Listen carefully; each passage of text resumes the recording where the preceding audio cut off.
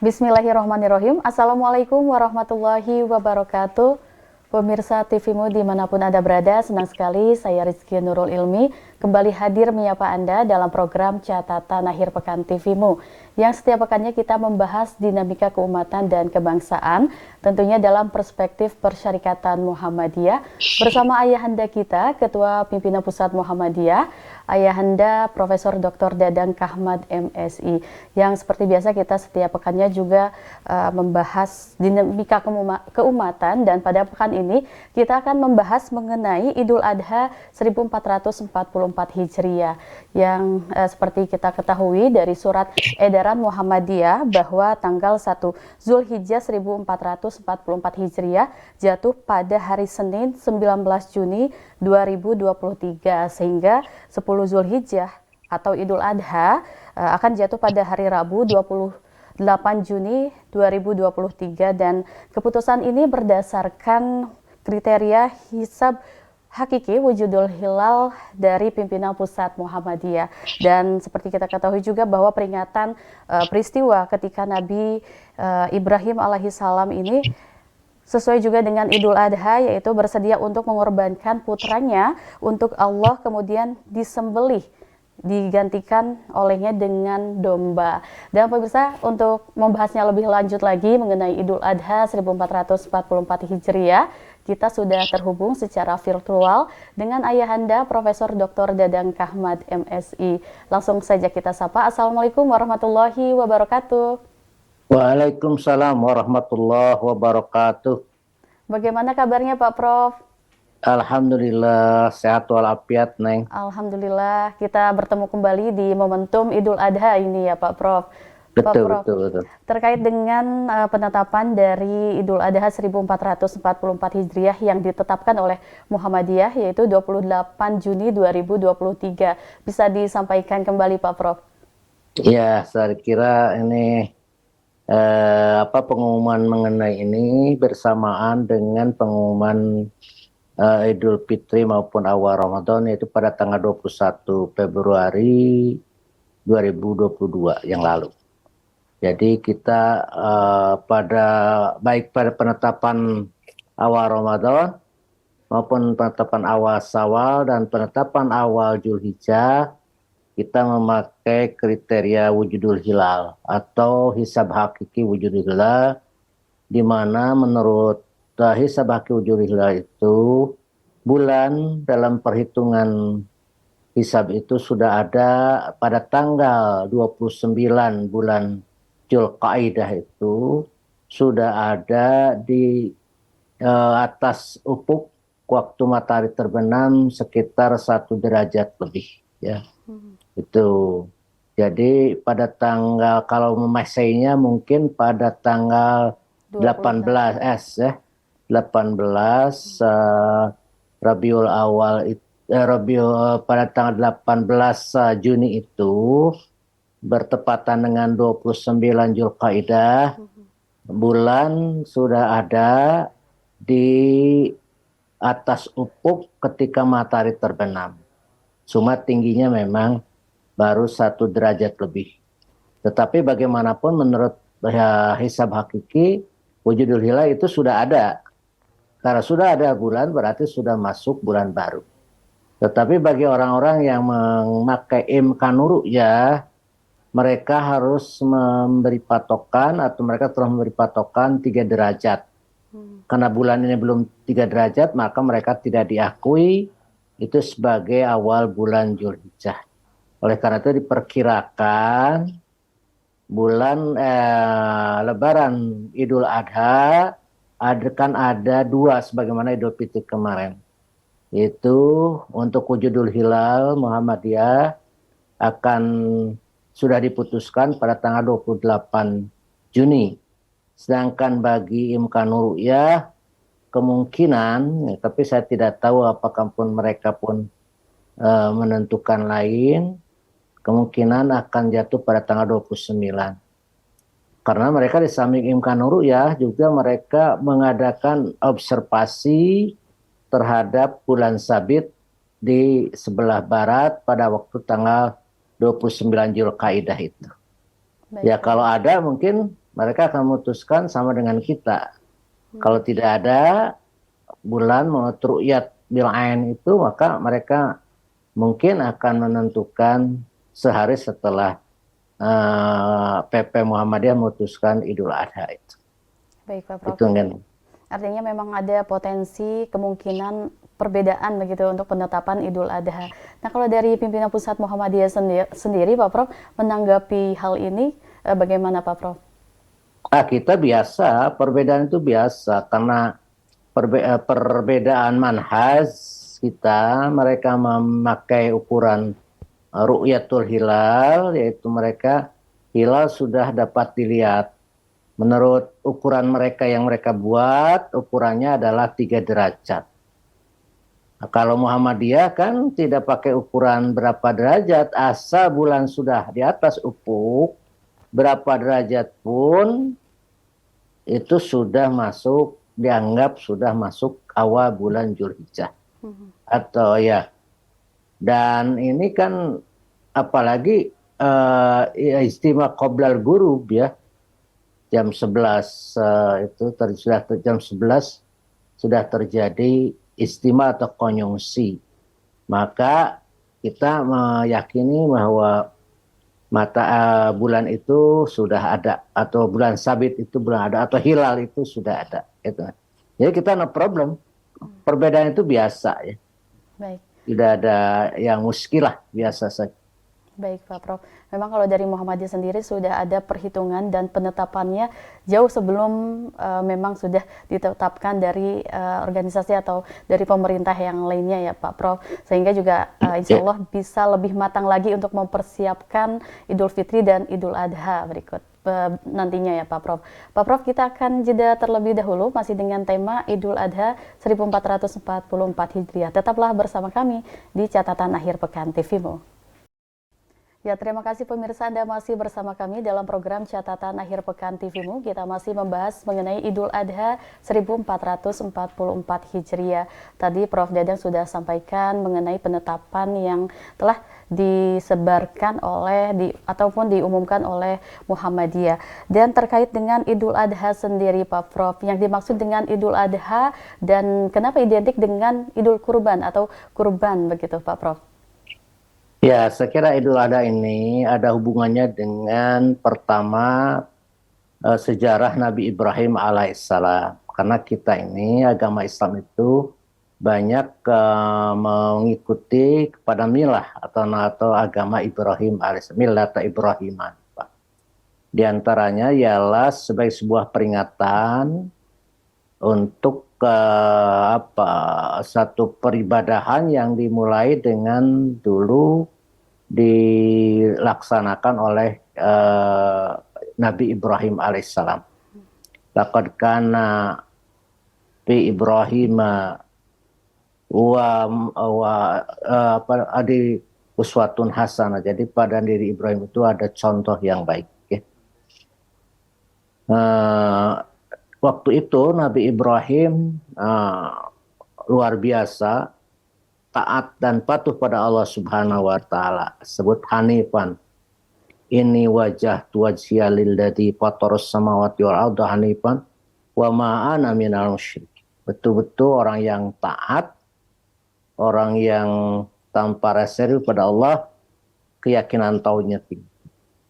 Sehingga suatu hari beliau mendapat perintah melalui mimpinya untuk menyembelih anaknya Ismail alaihissalam. Waktu itu Ismail sudah remaja. Maka beliau mengutarakan pada Ismail tentang mimpinya itu, dan Nabi Ismail mengatakan, ya Bapak jangan ragu, silahkan laksanakan. Insya Allah saya akan menjadi orang yang sabar dan taat. Ketika itu lalu Nabi Ibrahim secara singkatnya mau menyembelih anaknya, maka Allah mengatakan, ya Ibrahim, hai Ibrahim, engkau benar telah membenarkan perintahku, maka digantilah Nabi Ismail dengan domba yang basabidibhil adim. Ya. Dan sejak saat itu menjadi sebuah amalan syariat bagi agama-agama setelah itu untuk menyembelih kurban. Karena Nabi Ibrahim itu kan keturunannya sangat banyak. Wa wahabna lahu Ishaq wa Yaquba kullan hadaina wa nuhan hadaina min qablu wa zuriyatihi Dawud wa Sulaiman wa Ayuba wa Yusuf wa Musa wa Harun. Terus lagi wa Zakaria wa Yahya wa Isa wa Ilyasa wa Ismaila, terus wa Yasa'a wa Yunusa wa Lutan. Nah, jadi banyak sekali turunan Nabi itu, turunan Nabi Ibrahim itu. Nah, itu dilaksanakan, ya, termasuk kepada Nabi Muhammad Sallallahu Alaihi Wasallam, Nabi kita, Nabi Islam, dan dia pun mempraktekkan penyembelihan hewan kurban. Sehingga kita menjadi bagian yang tidak terpisahkan untuk mengikuti itu. Apalagi ada ayat Quran yang sangat jelas menunjukkan inna a'tainakal kautsar fasholli li rabbika wanhar inna sani'aka wal abtar. Sungguhnya telah banyak nikmat yang telah aku berikan kepadamu, ya. Fasholli li rabbika wanhar, maka salatlah kamu, wanhar, dan sembelihlah kurban. Sungguhnya orang yang membenci kamu yang akan terputus keturunan. Nah, ini perintah ini menjadi sebuah sesuatu yang dilaksanakan. Ada yang mengatakan ini wajib, ada yang mengatakan sunat muakkad, ya. Saya kira ini pertentangan seperti ini, tapi bagi kita orang Muhammad itu mencontoh. Jika kita mempunyai harta untuk membeli hewan kurban, menyisihkan dari keperluan-keperluan lainnya, maka ya kita pun dianjurkan dengan sangat untuk menyembelih kurban. Bahkan Nabi mengatakan, jika orang yang berada dan mampu untuk menyembelih kurban, lalu dia tidak menyembelih kurban, maka kata Nabi, jangan mendekati tempat sholatku. Artinya, ya jangan jangan mendekat tempat sholat, artinya kamu bukan dekat kaum atau dengan umatku, jangan ngaku-ngaku umatku. Ini pentingnya kurban pada Idul Adha. Di samping kita pun melihat jemaah haji pada tanggal 9 itu melakukan wukuf di Arafah, dan kita di sini disunatkan untuk puasa Arafah, ya. Dan nilainya sangat besar kalau puasa Arafah itu. Kata Nabi, diampuni dosa yang lalu dan yang akan datang. 1 tahun yang lalu, 1 tahun yang akan. Saya kira sangat luar biasa pahala dari wukuf Arafah, ibadah saum Arafah. Nah, dan besoknya ketika jemaah haji kumpul di Mina, melontar jamarah, nah kita menyelenggarakan Idul Adha di sini, yaitu sholat 2 rakaat, sholat sunat yang dilanjutkan dengan khutbah, dan setelah itu menyembelih kurban. Nah, itu secara luar biasa, dan ini mengandung beberapa hikmah yang luar biasa. Ketaatan pada Allah, ya, karena bukan diterima itu adalah darahnya atau dagingnya, tapi yang diterima itu ketaatannya, ketakwaannya, ya. Nah, lalu juga disebutkan di sana yang kedua adalah dibagikan dagingnya untuk sebagai sebuah kepedulian sosial pada masyarakat yang ada di sekitar, yang dimana kalau untuk kondisi Indonesia banyak orang-orang yang mustadafin yang tidak bisa membeli daging karena harga daging di Indonesia itu sangat tinggi, ya, sampai 100.000, 10 liter beras, jadi mereka sangat berat.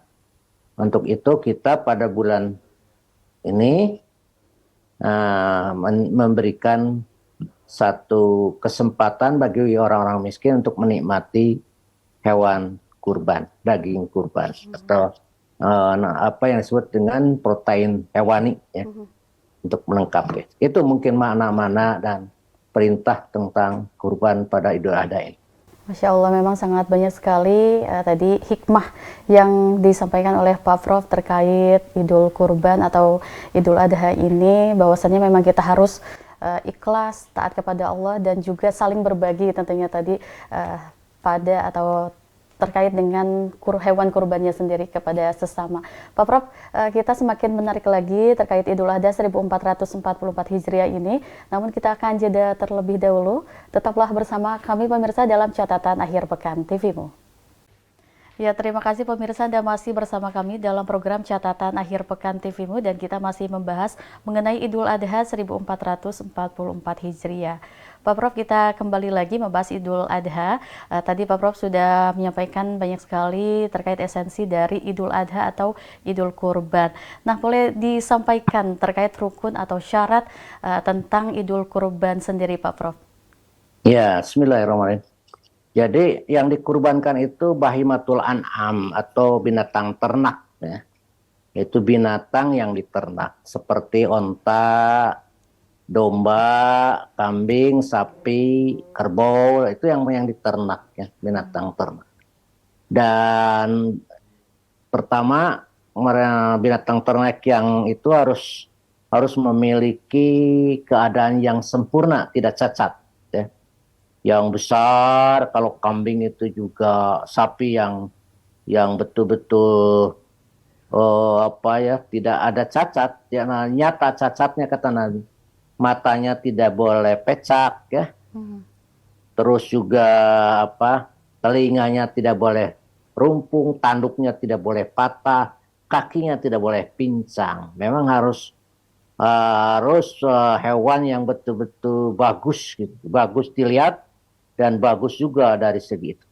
Umurnya pun harus sesuai, seperti umpamanya onta itu 5 tahun, sapi domba itu 3 tahun, atau domba ada itu bahkan 1 tahun, kambing 2 tahun. Itu ada